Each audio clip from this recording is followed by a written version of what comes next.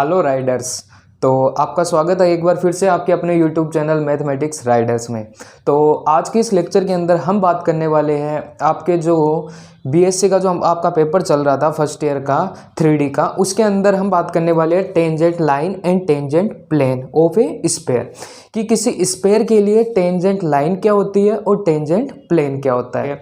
तो यहाँ पे सबसे पहले आप टेंजेंट लाइन को समझिए कि टेंजेंट लाइन क्या होती है। यहाँ पे मैं आपको एक डायग्राम से इसको समझाता हूँ। आपके पास है वो एक स्फीयर दिया गया है, ये एक स्फीयर है। इस स्फीयर के बाहर में एक पॉइंट ले लेता हूँ पी पॉइंट, ठीक है। इस पी पॉइंट से मैं एक है वो लाइन है इस स्फीयर में खींचता हूँ, तो मेरे पास दो कंडीशन है वो निकल के आती है। या तो इस पी पॉइंट से जो लाइन है वो सीधी की सीधी ऐसे क्रॉस कर जाए, मतलब स्फीयर को आर पार काटते हुए निकल जाए। यहाँ पे मैं कोई पॉइंट ले लेता हूँ ए और यहाँ पे कोई पॉइंट ले लेता हूँ मैं बी, ठीक है। दूसरी कंडीशन क्या हो सकती है कि इस पी पॉइंट से जो लाइन है वो इस स्फीयर से ऐसे टच करते हुए निकल जाए, ठीक है। तो यहाँ पे आप देख रहे हो, यहाँ पे भी आपके पास दो पॉइंट दिख रहे हैं, एक तो यहाँ पे टच करेगा, एक यहाँ पे टच करेगा। तो इसको ले लेता हूँ मैं T1 और इस पॉइंट को ले लेता हूँ मैं T2, ठीक है। तो अब यहाँ पे आपके पास दो कंडीशन बनती है कि ये जो PA जो ये डिस्टेंस है और ये जो पूरी डिस्टेंस है ये PB, इनका ये जो डॉट प्रोडक्ट है वो इस P पॉइंट की पावर कहलाती है। क्या कहलाती है? ये पावर ऑफ P कहलाती है, पावर ऑफ P, इस P पॉइंट की क्षमता कहलाती है, ठीक है। और दूसरी कंडीशन की बात करूं, जो कि हमारे जो टॉपिक है टेंजेंट लाइन, उसी की बात कर रहा हूं। ये जो लाइन है वो इससे ऐसे क्रॉस स्पर्श करते हुए निकल रही है, तो ये आपकी टेंजेंट लाइन कहलाती है। कब? जब आपका ये जो पॉइंट T1 और ये T2 पॉइंट है वो कोइंसिडेंट हो जाए। कहने का मतलब है कि ये जो T1 और जो T2 पॉइंट है वो है सेम हो जाए, ओके। तो इस स्थिति के अंदर ये जो लाइन निकल रही है स्फीयर के ऊपर से, ये आपकी टेंजेंट लाइन कहलाती है, टेंजेंट लाइन कहलाती है। और जो स्फीयर का, यहाँ पे स्फीयर का मैं सेंटर ले लेता हूँ, ओ सेंटर आपको दिख रहा है कि सेंटर से ये जो स्पर्श रेखा है ये इसके परपेंडिकुलर है। सेंटर से यदि मैं कोई रेखा है वो इसके ऊपर खींचूं इस स्पर्श रेखा के टेंजेंट लाइन के, तो ये है इसके क्या है? परपेंडिकुलर है। तो ये वाली कंडीशन भी आपको जब क्वेश्चन करोगे तो उसके अंदर काम आने वाली है, ओके। तो ये आपकी टेंजेंट लाइन का कॉन्सेप्ट था। अब चलते हैं हम टेंजेंट प्लेन, कि आपका टेंजेंट प्लेन है वो क्या होता है। तो इसी डायग्राम को मैं थोड़ा सा और एक्सटेंड कर देता हूँ और आपको वहाँ पे मैं दिखाता हूँ। यहाँ पे आपके पास जो स्फीयर है, आपके पास जो स्फीयर है, ये स्फीयर का जो सेंटर है, और यहाँ पे आपने जो टेंजेंट लाइन है वो मान लो ऐसे आपकी टेंजेंट लाइन है वो इससे जा रही है, ठीक है। कि टेंजेंट लाइन, ये आपकी टेंजेंट लाइन है। तो यहाँ पे ये वो पॉइंट को काटेगी। इस पॉइंट को मैं इस बार P नाम ले लेता हूँ और इसके कोऑर्डिनेट भी मैं मान लेता हूँ कि अल्फा बीटा और गामा है, वो इस पॉइंट के कोऑर्डिनेट है। तो यहाँ पे यदि बहुत सारी स्पर्श रेखाएं, मतलब बहुत सारी टेंजेंट लाइन है वो इस स्फीयर को काट दे, तो उस स्थिति के अंदर ये एक पाथ का निर्माण करती है, ये एक लोकस का निर्माण करती है। ये इस प्रकार का एक लोकस का निर्माण करती है। यदि ये इस प्रकार का किसी रास्ते का निर्माण कर दे,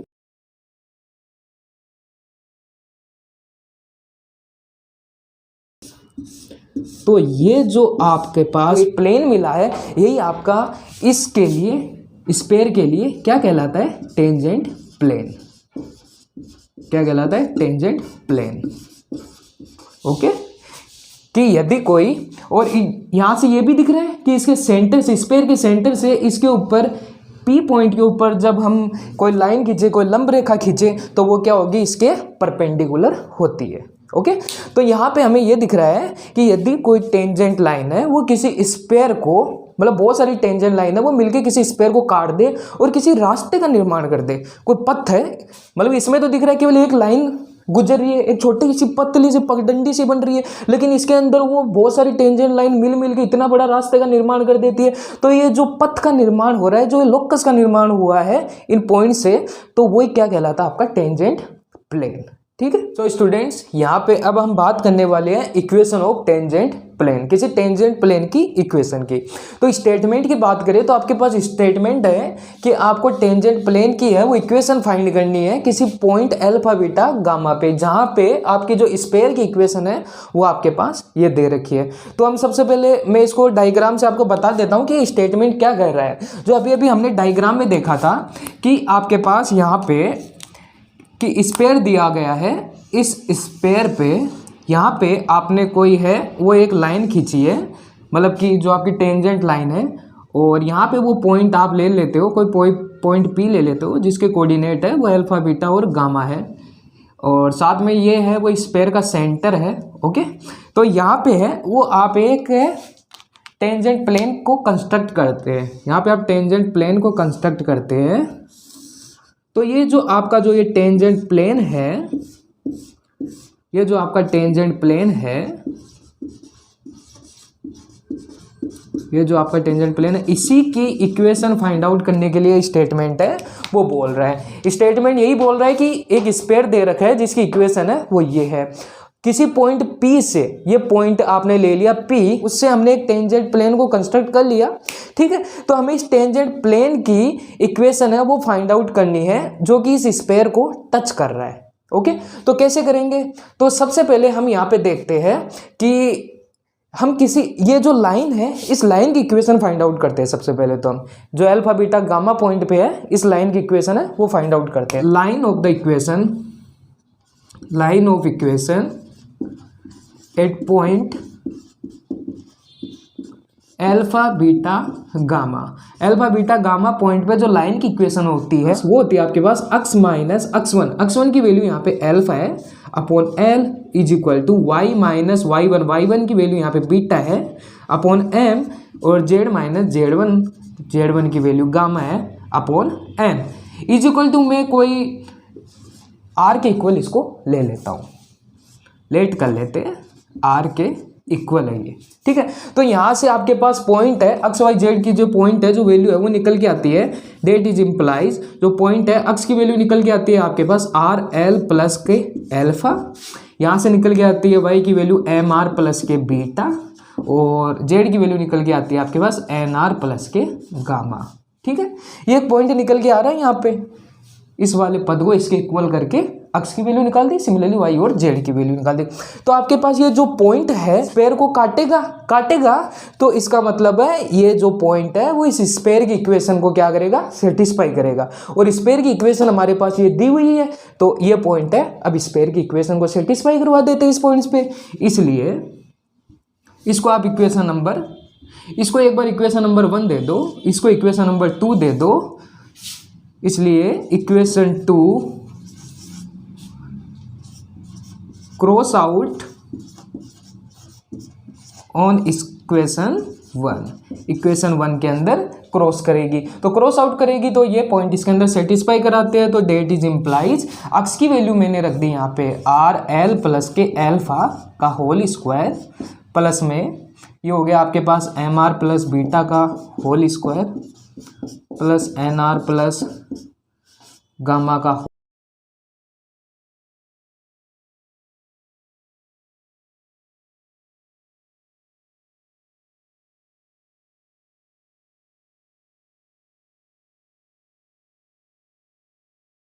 ठीक है, ये इक्वेशन, तो स्टूडेंट यहाँ पे ये प्लस का डी है, ये माइनस का डी नहीं है, प्लस का डी है, स्फीयर की इक्वेशन में प्लस डी होता है। तो यहाँ पे ये जो पॉइंट है वो हमने इक्वेशन 1 से सेटिस्फाई करवा दी है। तो इक्वेशन 1 के अंदर आपके पास ये पॉइंट रखने के बाद हम इसको सिंप्लीफाइज कर लेते हैं। तो सिंप्लीफाइज करके मैं यहाँ पे ऊपर लिख देता हूँ इसको। सो स्टूडेंट्स, मैंने यहाँ पे इसको थोड़ा सा मैथमेटिकल जो प्रोसेस है वो करके इसको थोड़ा सा सोल्व कर दिया है। यहाँ पे नॉर्मली x प्लस वाई के होल स्क्वायर के फॉर्मूले से मैंने इसको ओपन कर दिया, और यहाँ पे नॉर्मली मैंने इसको मल्टीप्लाई कर दिया, तो ये वाली फर्स्ट वाली फॉर्म है वो आपके पास बन के आती है। नेक्स्ट तो सेकंड स्टेप है, उस पर मैंने क्या किया है कि यहाँ पे ये वाली टर्म है आपके पास, ये वाली टर्म और ये वाली टर्म और ये वाली टर्म, इन तीनों टर्म में मैंने आर स्क्वायर कॉमन ले लिया, और आपके पास जो बन गया वो ये वाला पद बन गया। ठीक है, और नेक्स्ट स्टेप के अंदर मैंने क्या किया है, जो ये आपके पास ये वाले पद है, ये वाले पद, इनके अंदर मैंने 2r है वो कॉमन लिए हैं, यहाँ पे ये वाले पद है, इनके अंदर मैंने है यहाँ पे ये 2r मैंने कॉमन ले लिया, तो यहाँ पे l है, मैंने बाहर कॉमन लेके ये बन गया अल्फा प्लस u वाला पद। सिमिलरली मैंने m कॉमन लिया तो बीटा प्लस v, और n कॉमन लेने पर गामा प्लस w वाले पद है वो स्टेप है वो बन के आती है। नेक्स्ट, और जो ये आपके पास कॉन्स्टेंट वाले जो पद बच गए वो वाले यहाँ पे मैंने लिख दिए। ठीक है, तो नेक्स्ट स्टेप के अंदर हम क्या देखते हैं कि आपके जो ये वाला पॉइंट है, ये हमने देखा है, ये जो P पॉइंट है ये आपके स्पेयर पे स्थित है। ठीक है, स्पेयर पे स्थित है मतलब स्पेयर की इक्वेशन को है ये सेटिस्फाई करेगा। तो स्पेयर की इक्वेशन, तो इसलिए alpha beta gamma on sphere, sphere की इक्वेशन को सेटिस्फाई करेंगे। तो स्पेयर वाली इक्वेशन थी हमारे पास एक्स स्क्वायर, तो अल्फा स्क्वायर हो जाएगी प्लस बीटा स्क्वायर प्लस में गामा स्क्वायर प्लस के 2u alpha plus 2v beta plus का 2w gamma plus d is equal to 0। ये वाले पॉइंट हमने स्पेयर की इक्वेशन में रख दिए। तो नेक्स्ट हम देखते हैं, इसको आप इक्वेशन नंबर 3 दे दीजिए, इसको इक्वेशन नंबर आप 4 दे दीजिए। तो अब क्या करते हैं, हम इक्वेशन 4 से हम देखते हैं कि ये जो वाली वैल्यू है आपकी, ये जो वाली वैल्यू है वो आपकी किसके इक्वल है, 0 के इक्वल है। तो हम इक्वेशन 4 से इक्वेशन 3 में यदि वैल्यू पुट करें तो ये आपके पास रीजनरेट होकर इक्वेशन क्या बनती है,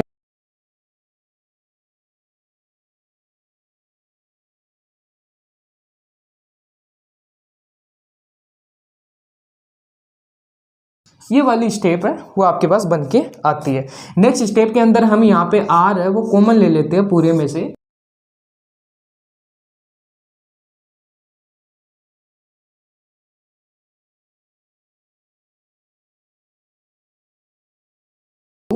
जीरो। ठीक है, ये आपके पास स्टेप है वो निकल के आती है। यदि हम वैल्यू की बात करें तो यहाँ से r की वैल्यू आपके पास निकल के आ रही है, here r is equal to 0। एक तो r की वैल्यू है वो 0 की इक्वल आ रही है। हमें पता है कि आपके पास स्फीयर को यदि टेंजेंट लाइन है वो यदि क्रॉस करती है तो वहाँ पे आपका एक पॉइंट यदि 0 है तो दूसरा पॉइंट भी है वो उस पहले वाले पॉइंट के इक्वली होता है, मतलब कोइंसिडेंट पॉइंट होते हैं तभी वो टेंजेंट लाइन होगी। इसका मतलब एक वैल्यू r की वैल्यू 0 है तो इसका मतलब जो दूसरा पॉइंट है उस टेंजेंट लाइन पे वो भी क्या होगा, 0 होगा। तो इसका मतलब that is implies another point 0, जो अनोदर रूट है, अनोदर r बराबर 0, दूसरा r भी क्या होगा, 0 होगा। अनोदर r, तो डेट इज इम्प्लाइज, ये इम्प्लाइज करता है कि आपका सम ऑफ रूट्स, जो रूट्स है r वो भी क्या होंगे, भी 0, वो भी 0 होंगे। इसका मतलब है जो r का जो कोफिशिएंट है उसकी वैल्यू है वो 0 के इक्वल होगी। ये इंप्लाइज करता है कि coefficient of r equal to 0। यहाँ पे दिख रहा है। तो हम इस वाली इक्वेशन की बात करते हैं। तो इस वाली इक्वेशन के अंदर जो r का जो कोफिशिएंट है, r वाली टर्म यही है, r वाली जो टर्म है वो यही है। तो इसमें r का कोफिशिएंट क्या है, वो है 2 इंटू दिस वाली टर्म, तो वो क्या होगी, 0 के इक्वल होगी। तो यहाँ से हम क्या करते हैं, इसको 0 के इक्वल दे देते हैं। इसको एक बार इक्वेशन नंबर 5 दे दो आप, इक्वेशन नंबर 5। तो अब हम कोफिशिएंट को 0 के इक्वल रखते हैं। तो यहाँ पे जो 2 है वो मल्टीप्लाई के अंदर आपके पास है L alpha plus you plus M beta plus we plus में एन, ये गामा प्लस डब्लू, और इक्वल टू ये क्या हो गया, 0 हो गया इस इक्वेशन से। तो डेट इज इम्प्लाइज, ये इम्प्लाइज करता है कि आपका जो L alpha plus you plus M beta plus we plus N gamma plus W ये किसके इक्वल हो गया, 0 के इक्वल हो गया। ठीक है, नेक्स्ट टर्म के अंदर हम देखते हैं कि यहाँ पे जो एलएमएन है उनकी वैल्यू हम पुट करते हैं। तो एलएमएन की वैल्यू हम कहाँ से पुट करेंगे, जो स्टार्टअप में हमने लाइन की इक्वेशन देखी थी, जो आपकी लाइन की इक्वेशन थी वो मैं यहाँ पे जैसे साइड में लिखता हूँ, वो थी आपके पास x माइनस का एल्फा अपॉन एल बराबर y माइनस का बीटा अपॉन एम बराबर z minus gamma upon N बराबर में आर लिया था हमने। तो इस वाली इक्वेशन से हम क्या करते हैं, एलएमएन की वैल्यू फाइंड आउट करके इसके अंदर पुट कर देते हैं। डेट इज इम्प्लाइज एल की वैल्यू यहाँ से क्या होगी, एल की वैल्यू यहाँ से होगी x minus alpha upon r, वो क्या होगी, x माइनस का एल्फा अपॉन आर, ठीक है। और मल्टीप्लाई में यह है alpha plus u. Similarly m की वैल्यू फाइंड आउट करें तो वो होगी आपके पास वाई माइनस का beta upon r into beta plus v. And n की वैल्यू यहाँ से निकल के आती है जेड माइनस का गामा अपॉन आर और गामा प्लस डब्ल्यू इज इक्वल टू 0। तो सिंपली जो आर है वो राइट हैंड साइड में चला जाएगा, तो यहाँ पे आपकी जो इक्वेशन निकल के आएगी वो आएगी x minus alpha plus you plus y minus beta into beta plus we plus में जेड माइनस गामा इंटू में गामा प्लस डब्लू, ये निकल इक्वल टू आ गई 0 के इक्वल। तो नेक्स्ट स्टेप में हम क्या करेंगे, इसको सिंपली मैथमेटिक्स से हम सिंपली इसको सोल्व कर देते हैं मल्टीप्लाई करके। तो सोल्व करते हैं तो यहाँ पे इसको मल्टीप्लाई करने पे जो मेरे पास एक्सटेंड रूप निकल के आता है वो ये वाला रूप है, वो निकल के मेरे पास आ रहा है मल्टीप्लाई करने के बाद में। तो नेक्स्ट टर्म के अंदर हम देखते हैं हमारे पास जो स्पेयर की इक्वेशन थी जो अल्फा बीटा और गामा से गुजर रही थी वो हमारे पास थी अल्फा स्क्वायर प्लस में बीटा स्क्वायर प्लस में गामा स्क्वायर प्लस में 2u अल्फा प्लस में 2v बीटा प्लस में 2w गामा और plus d is equal to 0। ये वाली इक्वेशन है वो आपके पास थी। यदि हम इन दोनों की कंपेयर करें तो यहाँ पे जो alpha square plus beta square plus gamma square plus में u अल्फा प्लस में v बीटा प्लस में w gamma is equal to आपके पास आती है माइनस का साइन के अंदर u alpha plus v beta और प्लस में डब्लू गामा और प्लस डी वाली टर्म है, ये वाली टर्म है वो निकल के आपके पास आती है। इस वाले पक्ष की जो वैल्यू है, ये जो वाला पक्ष है इसकी वैल्यू आपके पास ये निकल के आती है। तो वैल्यू है वो इसके अंदर हम पुट कर देते हैं, तो पुट करते हैं तो यहाँ पे हमारे पास जो टर्म है वो निकल के आती है y beta plus z gamma plus में यू एक्स प्लस में वी वाई प्लस में डब्लू जेड है प्लस में u alpha plus v beta plus में डब्लू gamma plus d is equal to 0। इस वाली टर्म के इक्वल आ जाती है और यही है वो इक्वेशन है आपकी टेंजेंट प्लेन की। इसको थोड़ा सा और हम सिंप्लीफाइज कर लेते हैं तो यहाँ पे हम देखते हैं यहाँ पे जो अक्स अल्फा प्लस वाई बीटा ये वाली टर्म तो आप ये से कैसे रहने दो और यहाँ पे इन वाली टर्म के अंदर आप u कॉमन ले सकते हो तो आपके पास निकल के आता है x plus alpha. Similarly v common लेने पे आपके पास निकलता है y plus beta and w है वो कॉमन लेने पे आपके पास निकलता है z plus gamma plus d equal to 0। तो ये वाली जो इक्वेशन है वो आपके पास जो निकल के आई है वही आपकी टेंजेंट प्लेन की इक्वेशन है किसी स्पेयर के लिए at the point alpha beta और गामा। हमारी ये जो टेंजेंट की इक्वेशन है इसको हमें वो डायरेक्ट भी लिख सकते हैं, इसके लिए हमारे पास है वो एक अल्टरनेटिव इसका रूप होता है। तो टेंजेंट प्लेन की जो डायरेक्ट फॉर्म की हम बात करें तो डायरेक्ट फॉर्म होती है किसी पॉइंट x1 y1 और z1 पे आपके पास जो स्पेयर है उसकी इक्वेशन आपके पास होती है x square plus y square plus z square plus में 2ux प्लस में 2vy प्लस में 2wz और plus d is equal to 0। ये आपके पास स्पेयर की इक्वेशन वो क्वेश्चन में दी हुई होगी। तो वहाँ पे आप है इन टर्मों को रिप्लेस करना है आपको कि जो अक्स स्क्वायर है उसको रिप्लेस करना है आपको अक्स इंटू x1 से, वाई स्क्वायर को आपको रिप्लेस करना है वाई इंटू y1 से, जेड स्क्वायर को आपको रिप्लेस करना है जेड इंटू z1 से। सिमिलरली इन वाली पदों के अंदर आपको 2x वाला जो टर्म है उसको चेंज करना है x प्लस x1 से, 2y को आपको रिप्लेस करना है y प्लस y1 से एंड 2z को आपको रिप्लेस करना है z प्लस z1 से।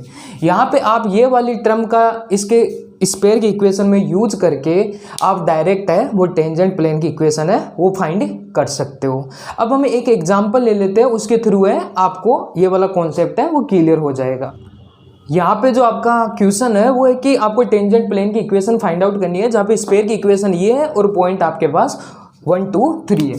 ये पॉइंट है, ये पॉइंट है वो x1 को डिनोट कर रहा है, ये वाला पॉइंट है वो y1 को डिनोट कर रहा है और ये वाला पॉइंट है वो z1 को डिनोट कर रहा है। ओके, तो अल्टरनेटिव रूप हमारे पास क्या था, वो हमारे पास था कि x स्क्वायर है वो रिप्लेस होता है x x1 से, y स्क्वायर रिप्लेस होता है y y1 से और z स्क्वायर है वो रिप्लेस होता है z z1 से। इसी के साथ जो आपके पास 2x वाली टर्म है वो रिप्लेस होती है x प्लस x1 से और 2y वाली टर्म है वो रिप्लेस होती है y प्लस y1 से और जो 2z वाली टर्म है वो रिप्लेस होती है z प्लस z1 से। तो इनका यूज हम इस इक्वेशन में करते हैं तो वहाँ पे हमें दिखता है अक्स स्क्वायर को रिप्लेस करते हैं, अक्स इंटू अक्स वन से, अक्स वन की वैल्यू 1 है तो 1 इंटू अक्स, वाई स्क्वायर है वो रिप्लेस हो जाएगा 2y से, और जेड स्क्वायर है वो रिप्लेस हो जाएगा 3 ऑफ जेड से। फिर है माइनस का साइन, 2x रिप्लेस हो रहा है अक्स प्लस अक्स वन से, तो अक्स प्लस अक्स वन से, ओके।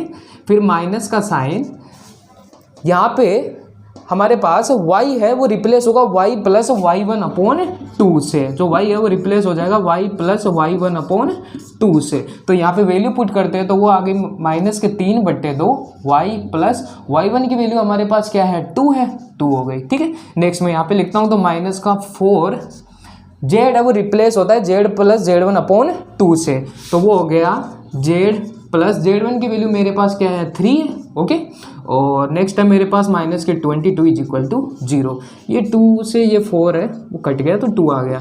तो नेक्स्ट वाले में हम सिंप्लीफाई करके क्या लिख सकते हैं 2y प्लस 3z, ये रिप्लेस है माइनस अक्स प्लस, यहाँ पे अक्स वन की आप वैल्यू पुट करते हो तो 1 है यहाँ पे, ओके। तो अक्स प्लस 1 माइनस के 3/2 y प्लस 2 एंड माइनस का 2 जेड प्लस 3 माइनस का 22 इज इक्वल टू 0। तो यहाँ पे हम इसको थोड़ा सा और सोल्व करते हैं, तो यहाँ पे हम देखते हैं ये x plus 2y plus 3z और ये माइनस के अंदर मल्टीप्लाई करते हैं माइनस x माइनस 1, ये माइनस का 3/2y और ये हो गया आपके पास माइनस का 3, और नेक्स्ट वाली टर्म में हो गया आपके पास माइनस का 2z और माइनस का 6 और माइनस का 22 इज इक्वल टू 0। यहाँ पे जो x वाली टर्म है वो इससे कैंसिल आउट हो जाती है और आपके पास बचती है 2y और ये माइनस का 3/2, तो ये हो गया आपके पास y/2, ओके। और नेक्स्ट बचती है आपके पास 3z और यहाँ पे माइनस का 2z, तो ये बच गया आपके पास प्लस का z वाली टर्म। और नेक्स्ट आपके पास बचते हैं ये वाले पद -1 -3 -6 और माइनस का 22, तो ये ऐड होके आपके पास आता है माइनस के 32 इज इक्वल टू 0। तो इसको यहाँ पे थोड़ा और क्या लिख सकते हैं y प्लस का ये 2z ये माइनस का 64 इज इक्वल टू 0। ये आपके पास equation of the tangent plane आ गया।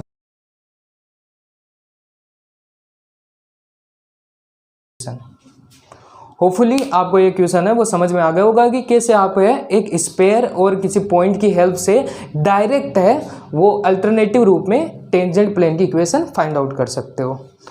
तो मिलते हैं नेक्स्ट लेक्चर के अंदर, सी यू।